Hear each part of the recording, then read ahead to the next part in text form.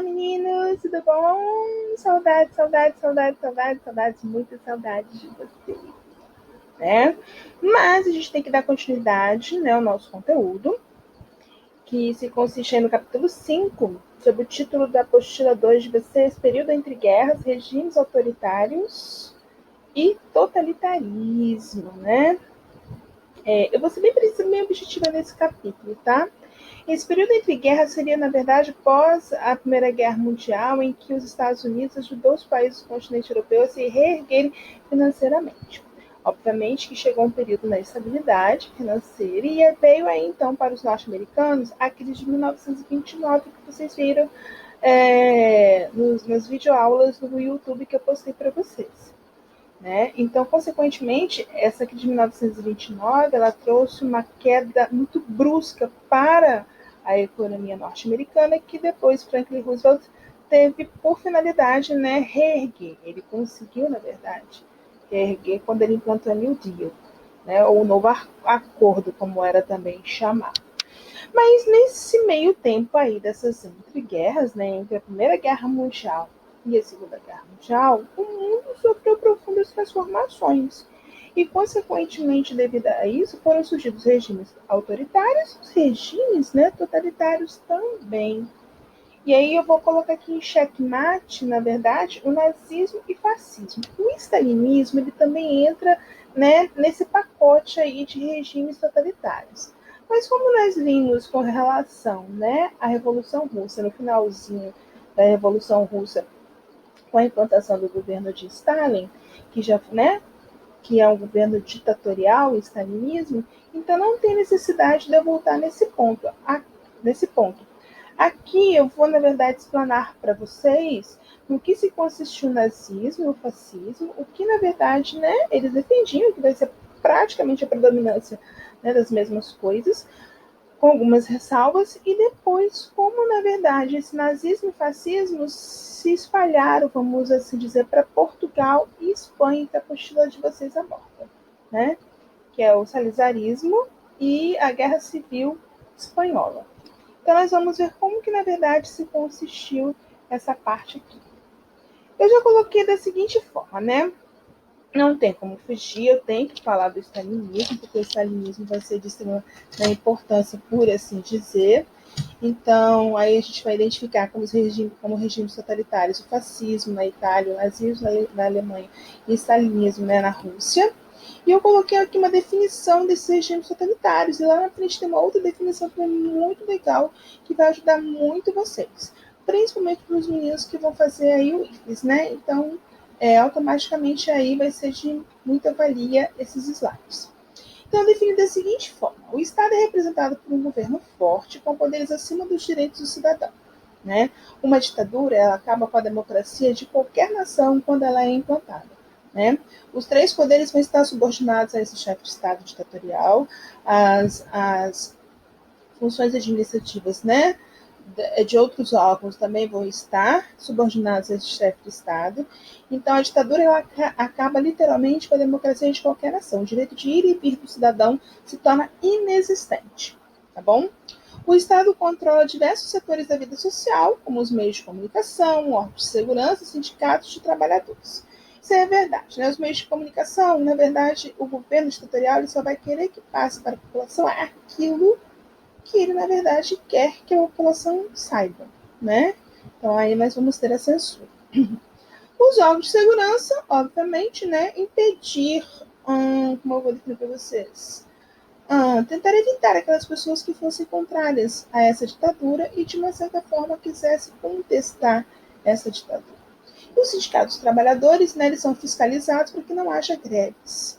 Então, os direitos trabalhistas aí, através das greves, eles são totalmente, né, inexistentes numa ditadura. Esse aqui seria o símbolo, né, do fascismo, que surgiu na Itália com Benito Mussolini. É bom vocês saberem isso, porque já caiu uma questão no IFES só com relação a este símbolo aqui, para vocês identificar, né, para os meninos da época, identificarem. E muitos erraram justamente pelo fato de não saber qual seria o símbolo correto do fascismo.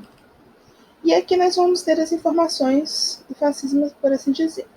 O líder do sistema fascista, né, do regime fascista, perdão, seria Benito Mussolini, né? Ele fez parte aí, fundou o Partido Nacional Fascista na Itália, e os fascistas afirmavam que seriam capazes de acabar com as greves operárias e com a agitação dos movimentos socialistas. Na verdade, Benito Mussolini tinha um poder de persuasão muito grande perante a população italiana, perante os trabalhadores. Né? Ele se colocava numa postura de que ele iria resolver todas as questões de ordem social, política, econômica e principalmente com relação aos trabalhadores naquela época. Os fascistas também afirmavam que poderiam estimular o crescimento econômico do país e a expansão territorial da Itália. Né? Então, era essa promessa que Mussolini, na verdade, fez aos trabalhadores. Né? Fez, na verdade, a classe trabalhadora. Em 1922, então, Mussolini conquistou o poder na Itália, justamente no período aí entre o término da Primeira Guerra Mundial e depois, mais à frente, em 1939, o início da Segunda Guerra Mundial. Esse seria Benito Mussolini, né? Uma imagem aqui já relacionada com a Península Itálica, né? A Itália em si, onde ele dominou e conquistou. E a ascensão dele aconteceu da seguinte forma. Em 1922 ocorreu a marcha sobre Roma. Né? Eu defini de que forma. Seriam grupos armados fascistas que saíram de diversos pontos do norte da Itália em direção a Roma, ocupando estações de trem, postos dos correios e prefeituras. Seria uma forma, na verdade, de prestar solidariedade, né? Manifestações, passeatas, e aqueles que aderissem automaticamente estavam mostrando, estavam apoiando literalmente Benito Mussolini para que ele chegasse ao poder. Nesse período que prevalecia, na verdade, ainda, vamos dizer, era uma monarquia, né, na Itália, e o seu rei era Vítor Emanuel III. A partir daí, então, Vítor Emanuel III nomeou Benito Mussolini como primeiro-ministro. Então, ele já, na verdade, já estava começando a entrar em um terreno onde ele já sonhava em conquistar. A partir daí, então, em 1925, já como primeiro-ministro, e uma vasta experiência, vamos assim dizer, né, de 3 anos, de 1922 até 25, então ele já tinha uma boa experiência. Benito Mussolini, então, ele conseguiu consolidar a ditadura fascista na Itália, né? Tirou o Vítor Emanuel da jogada, o Vítor Emanuel III, e se consolidou, então, dentro do governo italiano, obviamente, tendo apoio aí da classe trabalhadora, da população italiana em si, que ele conseguiu convencer. E a partir daí, então, ele passou a ser chamado de Dulce, que em latim quer dizer o quê? Dux, que quer dizer chefe de Estado, né? E aí, então, o governo fascista usava a educação pública para impor sua doutrina à sociedade. Segundo Benito Mussolini, os ideais fascistas já deveriam ser ensinados às crianças desde os primeiros tempos da escola, né? Quando está na formação da personalidade, do caráter, do entendimento da criança. E a partir daí, então, eles tendo esse conhecimento já nesse período, quando chegasse a vida adulta, eles não iriam questionar, não iriam contestar nada, pelo contrário, eles iam propagar os ideais, né, fascistas, o que ele, na verdade, então, os uniformes das crianças seriam justamente uniformes militares, para eles já irem aos poucos concebendo essa ideia fascista, né? O fascismo faria parte da vida naturalmente dessas crianças, né? Uma doutrina que, na verdade, iria fazer parte da vida deles. A partir daí, então, já na Alemanha, vem uma figura muito excêntrica, vamos assim dizer, que seria, né, Adolf Hitler. Adolf Hitler participou da Primeira Guerra Mundial, tá? Ele, na verdade, foi preso, mas ao término da Primeira Guerra, né, foi até na prisão que ele escreveu um livro, que depois, né, se baseou na doutrina nazista, e depois, com o término da Primeira Guerra Mundial, perdão, eu ia falar a segunda, mas é a primeira. Com o término da Primeira Guerra Mundial, ele foi aos pouquinhos ganhando terreno. E aí eu encontrei um outro termo muito interessante, muito bom para os regimes totalitários, né? Um regime totalitário é marcado por um Estado forte, absoluto, que domina todos os setores da sociedade, aquilo que eu falei. A questão social, política, econômica. Né? Os poderes que vão estar, né, relacionados a esse governo. Então, plenos poderes ao chefe de Estado, sem qualquer tipo de questionamento. E uma constituição também pode ser deflagrada aí como uma constituição ditatorial, uma constituição outorgada, ou seja, uma constituição que poderia ser imposta delegando plenos poderes a esse chefe de Estado. Tá? Aí nós vamos ter quais informações com relação à Alemanha nazista. Líder, obviamente, Adolf Hitler. Né? Em 1919, ele criou o Partido Nacional Socialista dos Trabalhadores, que depois mudou de nome. É verdade, ele, vocês não estão imaginando coisas, não. Ele, na verdade, aderiu, a princípio, às ideias socialistas. Depois, quando ele foi ganhando confiança e credibilidade, principalmente da população alemã, aí ele realmente mostrou o que ele queria. Bom estrategista, na verdade, Hitler com relação a isso. Depois, então, esse Partido Nacional Socialista dos Trabalhadores passou a se chamar Partido Nazista. Mas de socialista não tinha nada, porque uma ditadura, ela contesta radicalmente o socialismo e é extremamente nacionalista. Nunca se esqueçam disso. Em 1921, então, o Partido Nacional Socialista dos Trabalhadores passou a se chamar, em definitivo, né, Partido Nazista, e defender, então, a doutrina pura, assim dizer, depois alemã. Aí eu coloquei aqui as ideias de difusão do Partido Nazista, que, na verdade, nesse partido ele pregava. Então, vamos ver aqui. Primeiro ponto. Exploração do nacionalismo alemão. Né? Para que uma nação crescesse, deveria se investir, né, na nação. Obviamente, evitando que o socialismo ganhasse terreno nessa nação alemã. Fazer uma forte propaganda do partido nazista, né? Já que seria um partido único, vamos assim dizer, ele teria uma propaganda muito forte, uma propaganda que, na verdade, todos iriam conhecer, entre aspas, os ideais desse partido e, obviamente, não teriam o que contestar, já que ele seria um partido único. Como eu falei anteriormente, uma ditadura acaba com a democracia de qualquer nação temporariamente, enquanto ela estiver em vigor. Terceiro, promoção de grandes espetáculos para influenciar a opinião pública. Lembra que vocês estudaram em Roma Antiga a política do pão e circo? Né? Dar comida à população pobre e diversão para conquistá-los? Seria mais ou menos dessa forma que iria funcionar, então, essa promoção de grandes espetáculos. Né? 4. Realização de desfiles militares para transmitir noções de ordem, disciplina e fervor patriótico. Já que era, né, um líder, né, vamos dizer assim, desfiles militares, perdão, deveria passar essa impressão para a população, que o nazismo era, na verdade, um sistema, um regime de ordem, que tinha disciplina, que era, na verdade, um regime patriótico, né, e realmente ele era, né, priorizava extremamente nacionalismo, já que o ponto-chave de contestação seria justamente combater a expansão do socialismo. E aí sim, nós vamos aqui ver alguns pontos com relação à doutrina nazista, né? Eu defini que essa doutrina nazista, ela baseou-se na primeira parte do livro de Hitler, chamado Mein Kampf, ou seja, Minha Luta, que ele escreveu justamente na prisão durante a Primeira Guerra Mundial. Tá?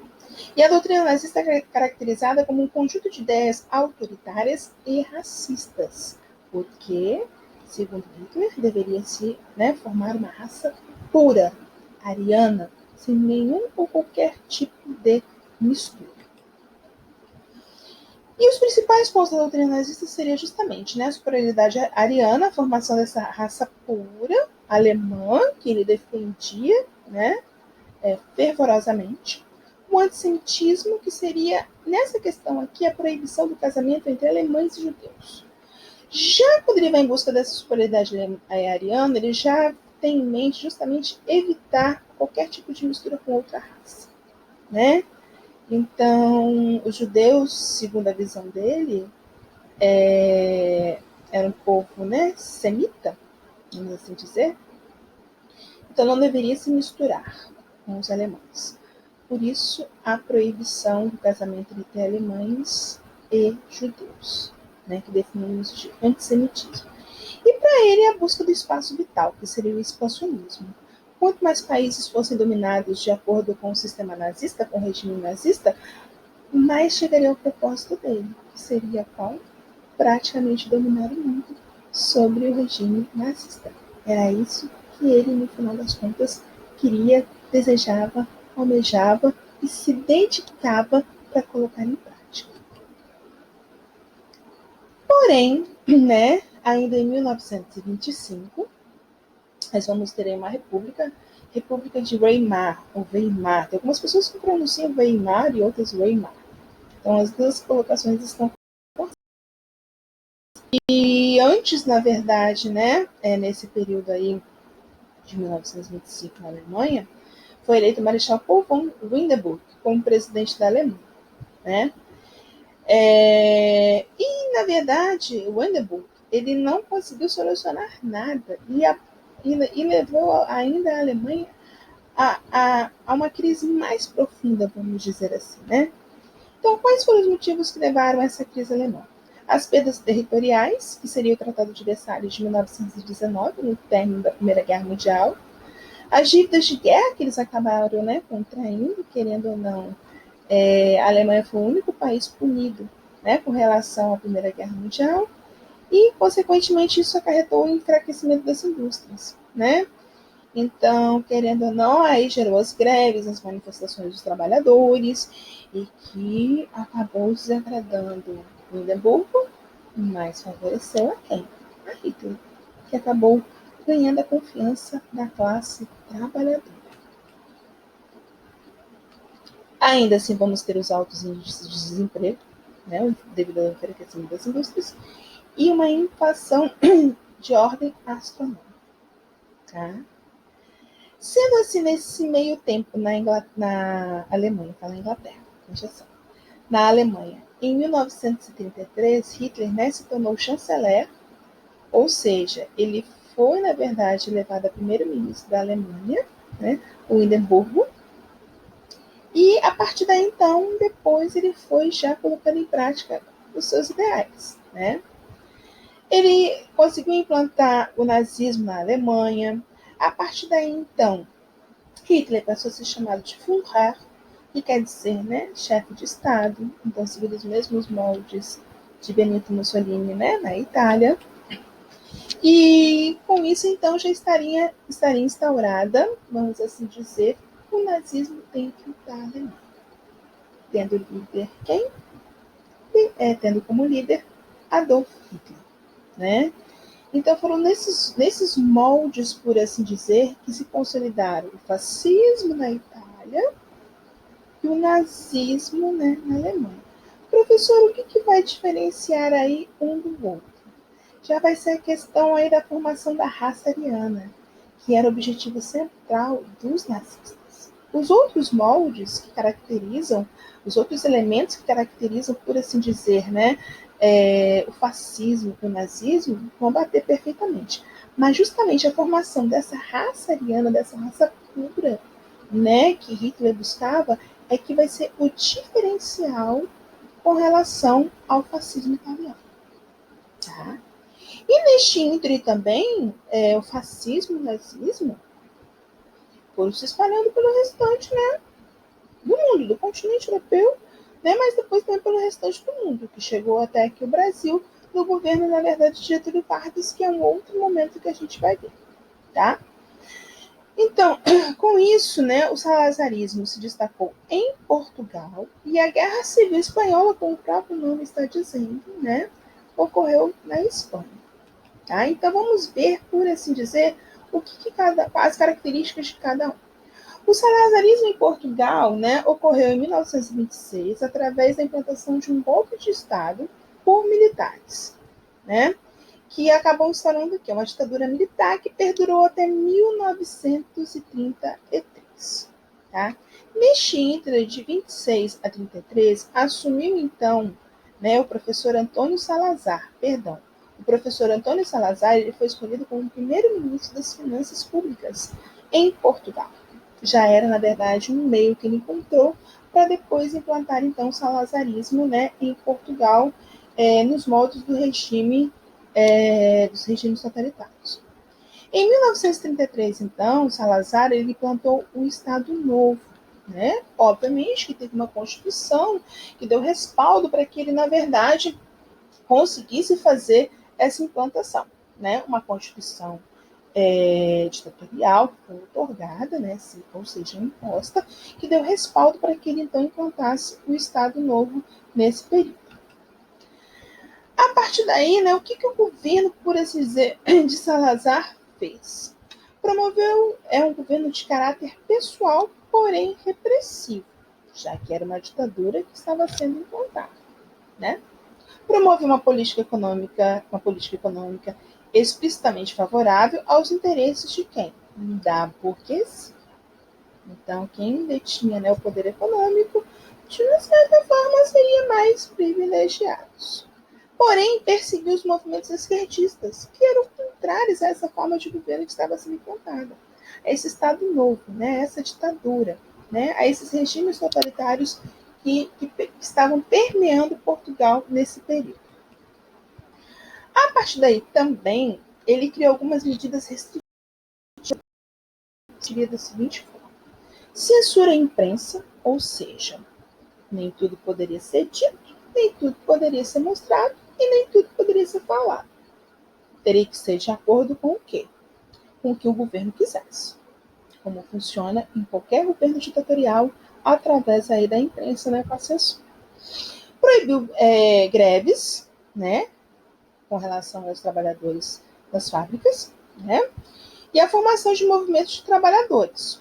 Qualquer tipo de manifestação nas portas das fábricas, piquetes, como eles diziam também, isso aí estava terminantemente proibido. Não podia ocorrer. A criação de uma polícia política, né? E também a criação de uma polícia internacional de defesa do Estado, o PID. Obviamente que atendesse os moldes, por assim dizer, dos trabalhadores, tá? Pois bem, dando continuidade aqui.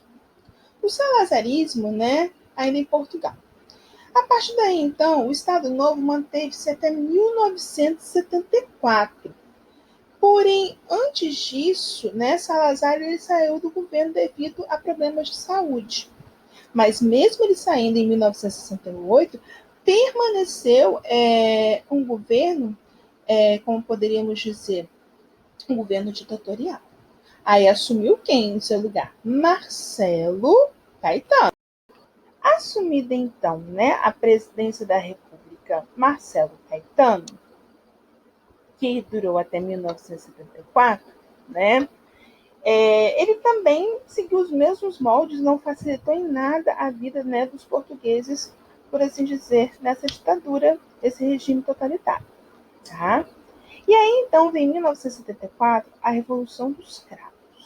Na verdade, essa Revolução dos Cravos ela acabaria com esse período ditatorial, até porque, né, já havia terminado a Segunda Guerra Mundial, que terminou em 1945, e, consequentemente, ocorreu um golpe militar que pôs, então, o fim do salazarismo. E aí, então, foi implantada uma nova forma de governo, que hoje é na linha, né, presidencialista, dentro de Portugal. E é a forma de governo que prevalece até hoje, uma república, porém nos moldes presidencialistas. Agora vem a Guerra Civil Espanhola, né? A apostila de vocês vem muito resumidinho. Então, não sei se vocês tiveram o entendimento devido, mas vamos aí, né, resolver essa questão. Essa Guerra Civil Espanhola ocorreu de 1936 até 1939. E neste meio tempo, nós vamos ver a causa que levou, por assim dizer, a essa guerra, né? A eleição de um presidente representante da Frente Popular, ou seja, que estaria ligado aos partidos da esquerda.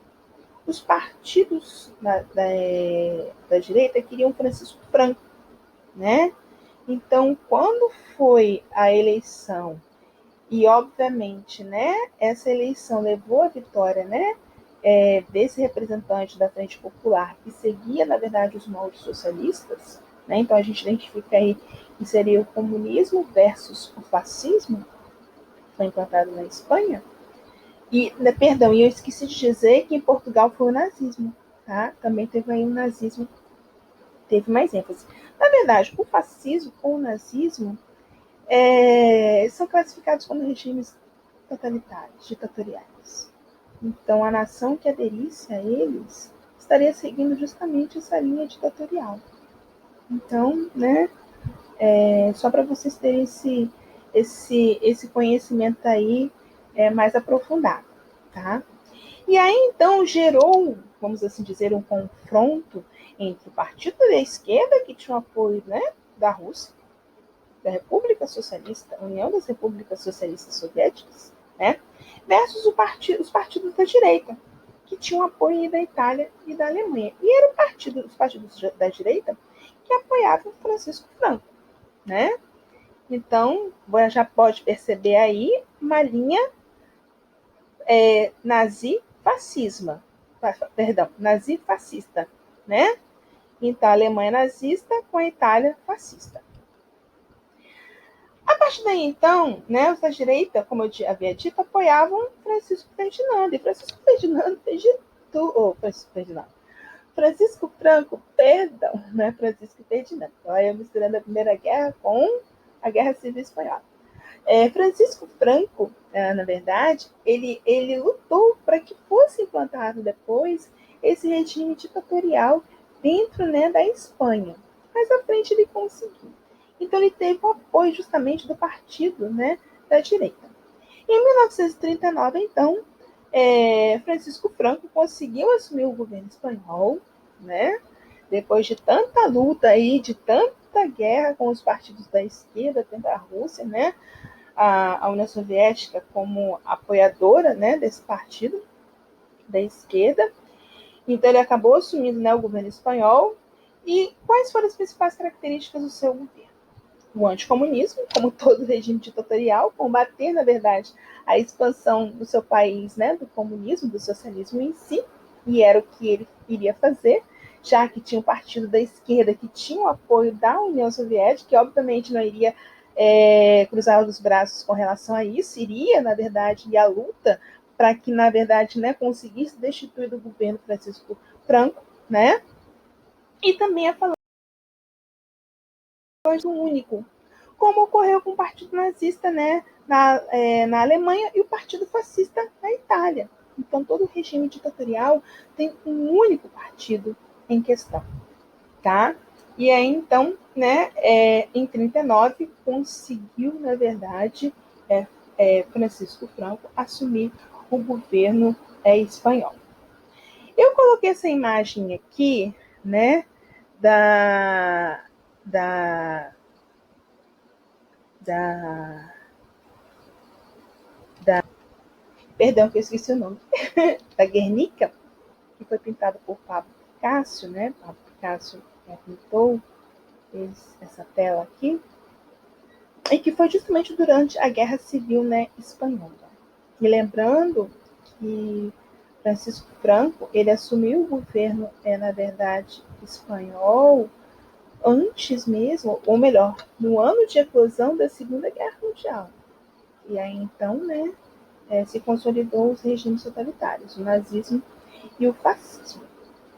E aí, então, tem uma informação muito importante que eu achei de extrema importância na apostila de vocês, no capítulo 5, lá na página 13, né, que se consiste da seguinte forma, vou até fazer uma leitura para que a gente possa ter esse melhor entendimento.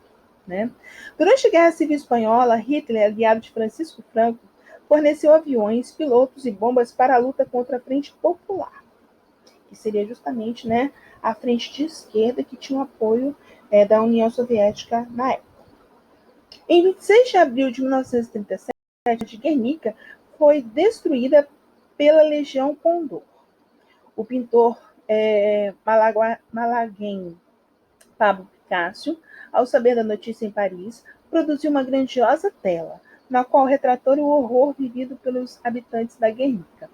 O painel em estilo cubista acabou se tornando símbolo da destruição causada por todos os conflitos armados, sendo considerado por muitos como atemporal, algo diferente. Quando a gente fala algo atemporal, seria algo diferente, né? A forma, na verdade, como ele retratou a Guerra Civil Espanhola, né, como ele via, por assim dizer, as mortes das pessoas, né, fez com que fizesse esse diferencial. E, na verdade, a Guernica se tornou como uma bandeira, como um símbolo, por assim dizer, das inúmeras mortes que ocorreram durante essa Guerra Civil Espanhola de 36, perdão, de 36 até 1939. Né? Foram 3 anos, mas foram 3 anos de muita angústia, de muitas perdas, de muitas mortes, né? Para a implantação de um único regime, que seria o regime, né, totalitário. E nesse caso aí teve apoio na cidade de Guernica, né, teve o apoio de Hitler para justamente, né, bombardear a cidade, tá? Então, espero que tenha esclarecido muitas coisas com relação a esse conteúdo desse capítulo de vocês. Estou com muitas saudades, tá? Muitas mesmo. E aí vai ter o roteirinho de estudos, né? O roteirinho de estudo com relação a esse capítulo, as atividades também, e depois a gente vai dar sequência, né, à nossa apostila 2, tá? Um beijo grande para vocês, muitas saudades mais uma vez, e até a próxima, tá? Beijos, beijos, tchau, tchau.